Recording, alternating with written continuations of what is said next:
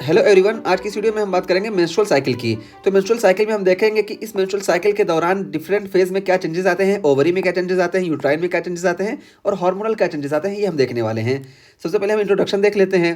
तो देखिए, regular cyclic changes periodically preparing the female reproductive system for fertilization and pregnancy.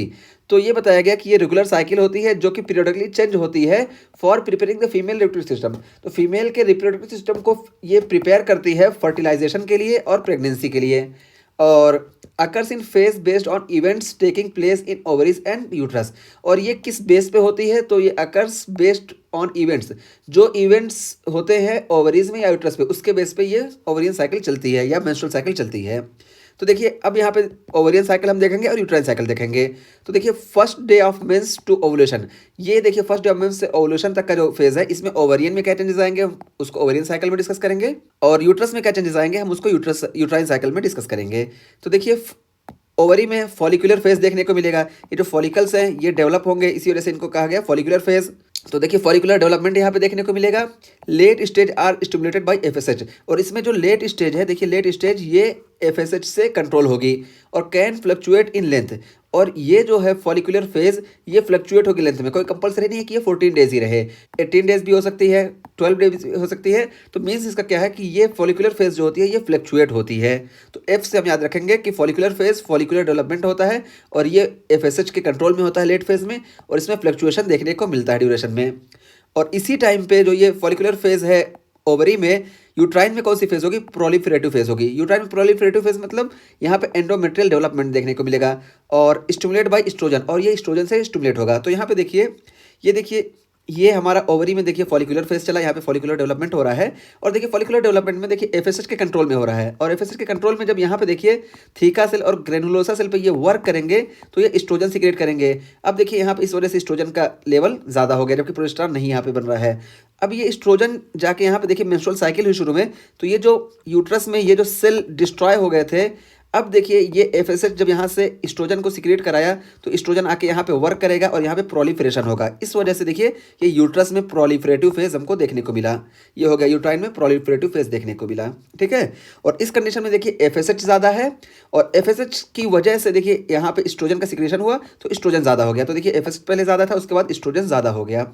और उसके बाद फिर देखिए ovulation to first day of next month. तो देखिए, ओवुलेशन के बाद से first day of the next month में क्या होता है? तो देखिए, यहाँ पे ओवुलेशन हुआ, और ओवुलेशन के पहले हम बात कर लेते हैं। तो देखिए, जब ओवुलेशन से पहले एस्ट्रोजन बढ़ता है, और एस्ट्रोजन बढ़ते बढ़ते यहाँ पे देखिए अचानक आके स्टिमुलेट करता है एलएच को और एफएसएच को। तो एलएच बहुत तेज अचानक राइज कर जाता है, अबाउट 10 टाइम्स, और ये एफएसएच भी राइज करता है, लेकिन एफएसएच ओनली 3 टाइम्स राइज करता है।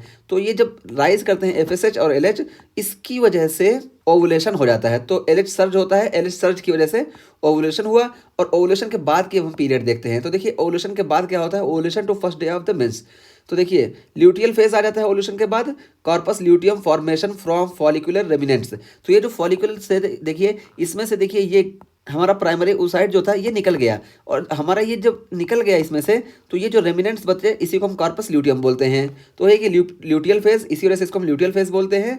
Luteal phase corpus luteum formation from follicular remnants. तो जो फॉलिकुलर के रेमिनेंट्स हैं इससे कॉर्पस ल्यूटियम का फॉर्मेशन होगा, और स्टिमुलेटेड बाय एलएच। और ये कॉर्पस ल्यूटियम ये एलएच से स्टिमुलेट होगा लास्ट फिक्स्ड 14 डेज। और यहाँ पे देखिए इसकी जो ड्यूरेशन होगी वो फिक्स होगी 14 डेज की। यहाँ पे देखिए फ्लक्चुएट हो रहा था, लेकिन ये ल्यूटियल फेज ये इसकी ड्यूरेशन फिक्स होगी 14 डेज। ये बहुत इंपॉर्टेंट चीज़ है। और ये तो हो गया हमारा ओवरी में चेंजेस आफ्टर ओवुलेशन। और यहाँ यूट्राइन साइकिल में क्या चेंजेस आएंगे आफ्टर ओवुलेशन? तो देखिए, यहाँ पे सेक्रेटरी फेज देखने को मिल जाएगा। तो देखिए, ये देखिए यूट्रस में देखिए यहाँ पे अब ये सेक्रेटरी फेज आ गया, और इसमें सेक्रेटरी फेज में क्या होगा? Endometrial preparation for implantation. अब एंडोमेट्रियल ये प्रिपेयर होगी ताकि यहाँ पे आके इम्प्लांटेशन प्रॉपर हो जाए। ये हुआ।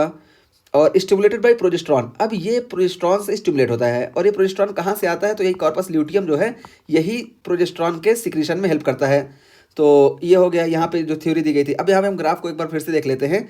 तो देखिए, शुरू में यहाँ से देखिए, यहाँ मेंस्ट्रुअल स्टार्ट हुई, तो मेंस्ट्रुअल स्टार्ट होने के फ़ौरन बाद एफएसएच सीक्रेट होता है। एफएसएच जब आएगा तो यहाँ पे देखिए प्राइमोडियल फॉलिकल्स हैं, ये 10-15 प्राइमोडियल फॉलिकल्स। ये प्राइमोडियल फॉलिकल्स पहली बात तो ये इंट्रा यूट्राइन लाइफ में ही बन जाते हैं। ये 10-15 प्राइमोडियल फॉलिकल ये प्राइमरी फॉलिकल में कन्वर्ट हो जाएंगे। फिर ये प्राइमरी फॉलिकल अब एफएसएच के कंट्रोल में आएगा, और एफएसएच के कंट्रोल में आएगा, फिर यहाँ पे एफएसएच जब वर्क करेगा तो ये सेकेंडरी फॉलिकल में कन्वर्ट हो जाते हैं, और सेकेंडरी फॉलिकल में जब ये कन्वर्ट होंगे तो फिर उसके बाद सेकेंडरी फॉलिकल में जब ये 10-15 हैं उसमें से धीरे धीरे एफएसएच का देखिए जब ये कंसंट्रेशन कम होगा तो इसमें से जो सबसे बेटर एफएसएच के बिना सर्वाइव करने वाला होगा, यानी जिसमें सबसे ज़्यादा एफएसएच के रिसेप्टर होंगे वही सिर्फ सर्वाइव कर पाएगा, और बाकी 10 से 12-13 जितने भी थे वो डिजनरेट कर जाएंगे। तो ये एफएसएच यहाँ कम हुआ, जिसकी वजह से इन 15 में से सिर्फ एक जो है वो मैच्योर ग्राफियन फॉलिकल बना, और अब देखिए ये मैच्योर ग्राफियन फॉलिकल बन गया यहाँ तक। और यहाँ देखिए एफएसएच जब यहाँ पे डेवलपिंग फॉलिकल पे वर्क कर रहा था तो यहाँ पे ये एस्ट्रोजन को सीक्रेट करा रहा था। अब जब ये एस्ट्रोजन सीक्रेट हुआ तो देखिए एस्ट्रोजन की कंसंट्रेशन भी बढ़ गई, लेकिन शुरू में देखिए एफएसएच की कंसंट्रेशन ज़्यादा थी, फिर एस्ट्रोजन की बढ़ी, और एस्ट्रोजन यहाँ पे आके यूट्रस पे यूट्राइन प्रोलिफरेशन कराया, और उसके बाद फिर देखिए ये मैच्योर ग्राफियन फॉलिकल हो गया। उसके बाद एस्ट्रोजन की कंसंट्रेशन धीरे धीरे बढ़ी और ये एलएच सर्ज करा दी, जिसकी वजह से एलएच सर्ज हुआ, और एलएच सर्ज के बाद देखिए यहाँ पे ओवुलेशन हमको देखने को मिला, और ओवुलेशन के बाद ये जो है ये हमारा प्राइमरी oocyte हमारा बाहर आ गया, और ये जो है लेमिनेंट जो है ये हमारा कॉर्पस ल्यूटियम बन गया। अब यही कॉर्पस ल्यूटियम की वजह से ओवरी में हम इसको ल्यूटियल फेज बोल दिए। और अब यहाँ पे हार्मोनल क्या चेंजेस आए तो देखिए एलएच सर्ज के बाद एलएच फौरन एकदम कम हो जाएगा, एलएच कम हो गया, एफएसएच एलएच से ज़्यादा रहेगा, यानी एलएच में पीक आया था 10 टाइम का, पीक आते ही फौरन गिर जाएगा एलएच, और एफएसएच ओनली 3 टाइम मोर होगा ड्यूरिंग एलएच सर्ज, और फिर कम ही इसका कंसंट्रेशन कम होगा, एलएच का ज़्यादा गिर जाएगा। ये हो गया, और उसके बाद फिर देखिए अब ये कॉर्पस ल्यूटियम जो है ये वर्क करेगा एज ए प्रोजेस्टेरोन सिक्रेटर। अब ये प्रोजेस्टेरोन सिक्रेट करेगा, और ये कॉर्पस ल्यूटियम किसके उसमें वर्क करता है, एचसीजी के रेगुलेशन में ये कॉर्पस ल्यूटियम वर्क करता है, ठीक है।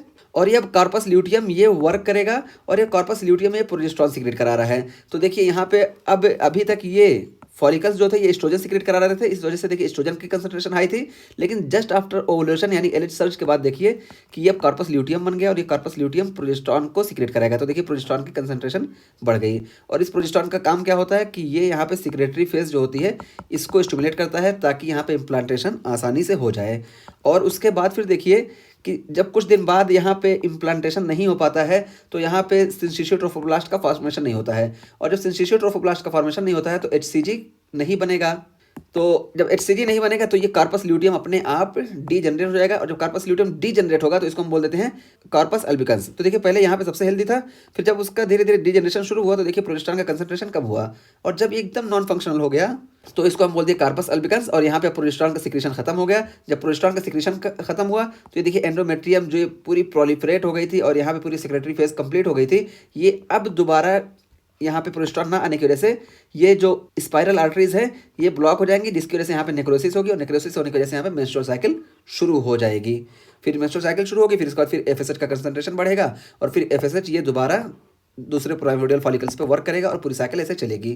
तो ये हमने पूरा देख लिया कि ये मेंस्ट्रुअल साइकिल कैसे कंट्रोल होती है। हाइपोथैलेमस से यहाँ से जीएनआरएच आता है जो एंटीरियर पिट्यूटरी पे वर्क करता है, और यहाँ से एफएसएच और एलएच आता है। एफएसएच का मेन काम होता है फॉलिकुलर फेज में, और एलएच का मेन काम होता है ल्यूटिनाइजियल फेज में, और एलएच का एक मेन काम एक और क्या होता है मेन जो वो कि ओवुलेशन कराता है एलएच सर्ज के जरिए, ठीक है। तो ये हमारा आज का टॉपिक कंप्लीट हुआ।